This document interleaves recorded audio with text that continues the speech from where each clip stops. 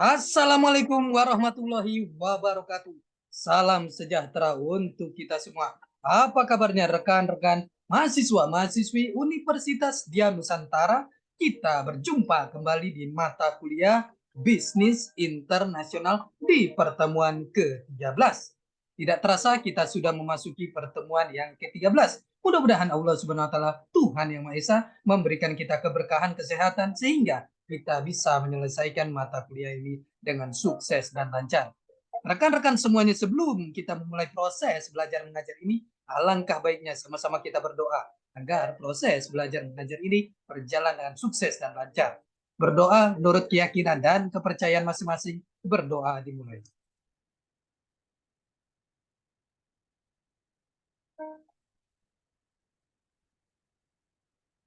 Selesai. Rekan-rekan semuanya, di pertemuan yang ke-13 ini kita akan membahas materi yang sangat menarik sekali. Mohon izin saya share materinya.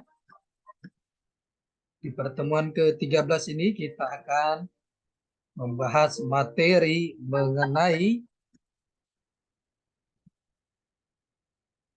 aliansi strategi internasional.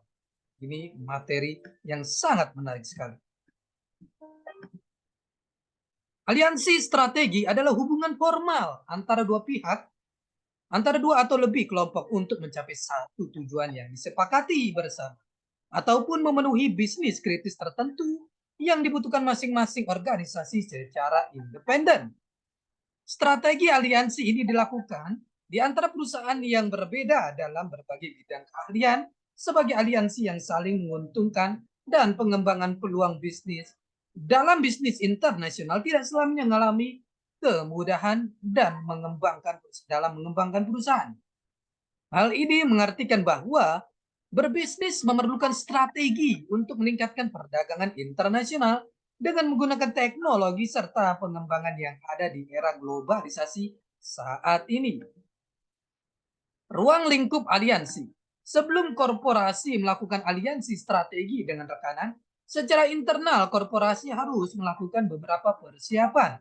Hal ini dilakukan agar aliansi yang dijalankan berhasil sukses. Pemikiran yang mendalam tentang struktur dan rincian bagaimana aliansi akan dikelola perlu mempertimbangkan hal berikut dalam perencanaan proses aliansi. Korporasi terlebih dahulu mendefinisikan outcome yang diharapkan melalui hubungan aliansi strategis. Selain juga menentukan elemen-elemen apa saja yang dapat disediakan oleh masing-masing pihak dan keuntungan yang akan diperoleh. Korporasi juga perlu terlebih dahulu melakukan proteksi atas berbagai hak kekayaan intelektual melalui beberapa kesepakatan dan perjanjian legal agar tidak terjadi proses transfer pengetahuan yang merugikan. Proses pembentukan aliansi strategis adalah melalui tahapan berikut.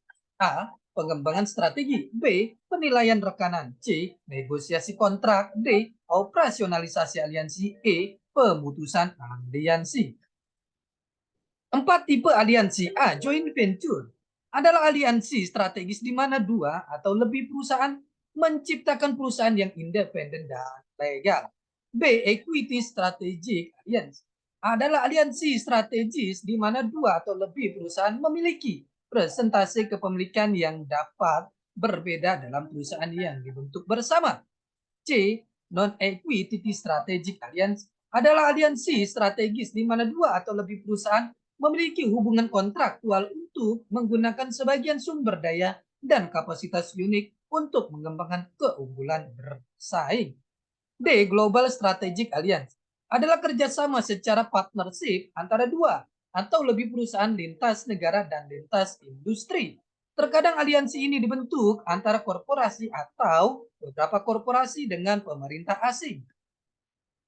Desain organisasi global. Desain organisasi adalah pola keseluruhan komponen struktural dan konfigurasi yang digunakan untuk mengelola seluruh organisasi. Upaya awal untuk mengidentifikasi satu organisasi, desain cara terbaik termasuk desain birokrasi. Terdapat 3 jenis pengetahuan untuk bersaing internasional secara efektif, yaitu 1. Pengetahuan lapangan. Manajer harus mengerti kultur atau budaya, komersial, sosial, dan kondisi ekonomi di setiap pasar. Dua, pengetahuan produk. Manajer harus memahami faktor-faktor seperti tren teknologi, kebutuhan pelanggan atau customer, dan kekuatan kompetitif yang mempengaruhi barang perusahaan. Tiga, pengetahuan fungsional. Manajer harus dapat akses rekan kerja dengan keahlian dalam fungsi bisnis dasar seperti produksi, pemasaran, keuangan, akuntansi, manajemen SDM. 5, bentuk paling umum desain organisasi global adalah produk, area, lapangan, fungsional, pelanggan atau customer, dan matriks. 1, desain produk global. 2, desain area global. 3, desain produk fungsional global. 4, desain customer global. 5, desain matriks global. Pengendalian internasional. Pengertian pengendalian. Pengendalian adalah suatu proses pengaturan aktivitas-aktivitas organisasi secara sistematis agar konsisten dengan ekspektasi yang terdapat dalam rencana, target, dan standar kinerja. Inti dari pengendalian adalah tindakan yang menyesuaikan operasi dengan standar yang telah ditetapkan. Dasarnya adalah informasi yang dimiliki manajer. Jadi, pengendalian yang efektif memerlukan informasi mengenai standar kinerja dan kinerja aktual, serta tindakan yang diambil untuk mengoreksi segala penyimpangan. Lingkungan pengendalian mencerminkan sikap dan tindakan para pemilik dan manajer perusahaan mengenai pentingnya pengendalian internal organisasi. Macam-macam pengendalian. 1, pengendalian antisipatif, free forward, atau pengendalian pendahuluan atau pengendalian preventif. Pengendalian ini berfokus pada manusia, bahan baku, sumber daya keuangan yang mengalir ke dalam organisasi. Tujuannya adalah untuk mencegah masalah atau mengantisipasi resiko yang mungkin timbul ketika organisasi menjalankan tugas. Pengendalian ini dapat dilihat dalam pemilihan dan perekrutan karyawan baru, infeksi bahan baku, pembatasan perekrutan hanya dari lulusan perguruan tinggi tertentu.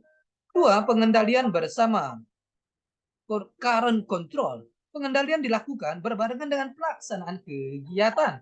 Tujuan dari pengendalian ini untuk memastikan bahwa aktivitas kerja memberikan hasil yang tepat. Pengendalian bersama meliputi self-control, di mana karyawan menetapkan pengendalian bersama atas perilaku mereka sendiri. Kemitraan strategi global KSG.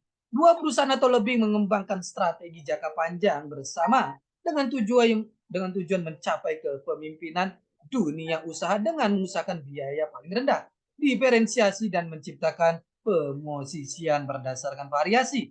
Hubungannya bersifat timbal balik. Setiap mitra memiliki kelebihan spesifik yang akan dibagikan pada mitra yang lain. Proses belajar harus terjadi di kedua belah pihak. Visi dan usaha mitra benar-benar global, jauh melampaui batas negara dan wilayahnya sendiri.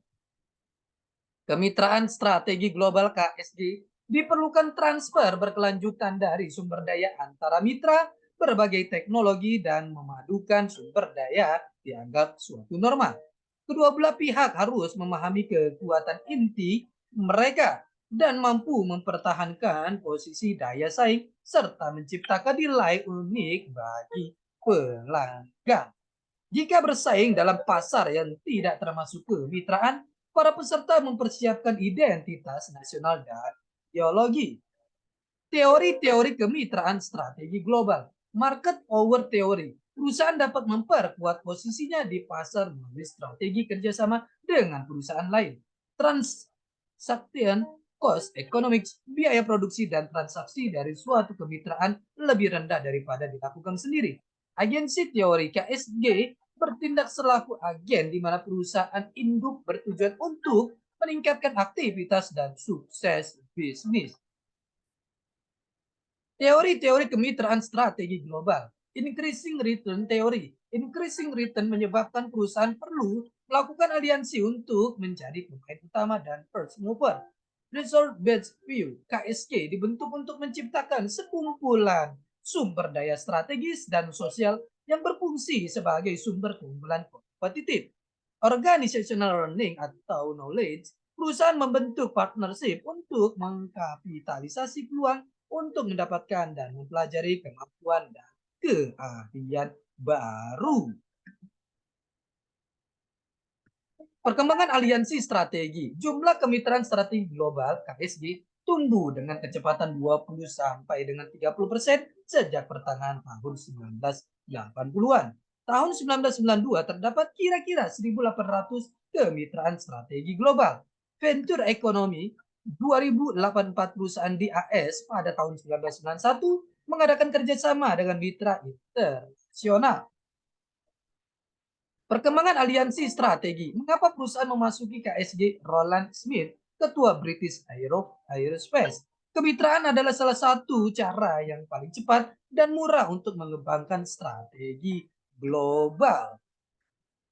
Kelemahan KSG, masing-masing mitra harus bersedia mengorbankan sebagian kendali. Terdapat resiko potensial yang berkaitan dengan muatnya pesaing dari negara lain. Daya tarik KSG. Biaya pengembangan produk yang tinggi mungkin memaksa sebuah perusahaan mencari mitra. Perusahaan tidak mempunyai keterampilan dan modal. Mengamankan akses pada pasar nasional dan wilayah menyediakan peluang penting untuk belajar. Profesor Gary Hamel dari London Business School, mitra yang terbukti belajar paling cepat akhirnya dapat mendominasi hubungan. Contoh kasus Motorola dengan komunikasi telepon udara tanpa kabel yang dikenal dengan Iridium membentuk aliansi dengan selusin perusahaan untuk menggali kelebihan unik, yaitu kepakaran dalam komunikasi tanpa kabel. Semua peserta aliansi mempunyai kelebihan unik sendiri-sendiri, seperti Lockheed membangun satelit, Vivacom, GmbH bertanggung jawab hubungan telepon untuk geografi tertentu. Kemungkinan kecil ada mitra yang mempunyai kemampuan atau keinginan untuk memperoleh kompetensi inti milik Motorola. Contoh lainnya, perakit mobil bergantung pada pasok tidak hanya untuk membuat tetapi juga merancang komponen-komponen kunci dari mobil tersebut. Universitas yang melakukan kontrak dengan perusahaan jasa kepariwisataan untuk memberikan jasa manajemen bagi layanan penginapan dan makanan di sebuah pusat pelatihan. Faktor-faktor penentu sukses misi KSG yang sukses menciptakan situasi menang-menang. Partisipan mengejar tujuan dengan dasar kebutuhan dan keunggulan semua pihak. Strategi sebuah perusahaan dapat mendirikan KGS terpisah dengan mitra yang berbeda. Strategi harus dipikirkan jauh-jauh sebelumnya untuk menghindari konflik. Rekan-rekan semuanya, ini adalah kita yang ke-13. Kita akan berjumpa di pertemuan selanjutnya. Tetap semangat belajar untuk mencapai kesuksesan. Salam sehat selalu. Assalamualaikum warahmatullahi wabarakatuh.